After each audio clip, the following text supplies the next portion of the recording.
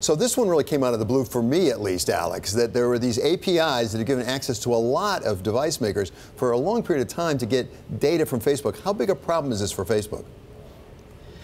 It seems to be an extension of the sort of behavior we have seen come to light as a course of Cambridge Analytica. It seems a lot of this this behavior was limited to devices which maybe people don't use so much anymore, but nonetheless they only really cracked down on it just as the Cambridge Analytica stuff was coming out. So it's not something which they put to bed years ago.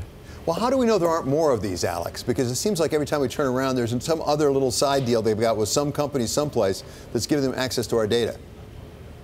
This is absolutely the key question. I think that, the issue is here, Facebook, in all of their defense, whether it's in Congress or the European Parliament or in the UK House of Commons, they've all said, please just trust us, trust our intent. We do not want to be evil. We are trying very hard to do the right thing. Now, if Facebook was coming out and saying, look, we've discovered these misdemeanors ourselves are bad, we're sorry, then I think you could give them some trust on that front. But it seems like because this is still coming out from reporting and not from Facebook itself, there's still any number of things could still manifest themselves unless Facebook really does come clean.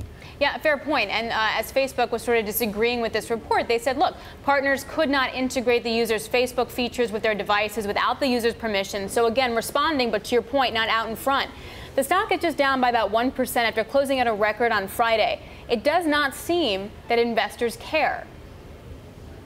It'll be interesting. We've had, what, 4 or 5 months now of, or 3 or 4 months of sort of negative news flow around Facebook. The stock hasn't really been impacted at all, but we are now starting to see that the regulatory environment is changing. We've, of course, seen GDPR come in, and there's still appetite to do strict regulation in Europe and certainly in the US. And it's when those sort of, that's the sort of ramifications that will really have an effect on Facebook's ability to do business. It's probably too early to see a hard effect right now. Yeah, Alex, does this open doors to competitors who can get out in front of news, who don't have this in the background?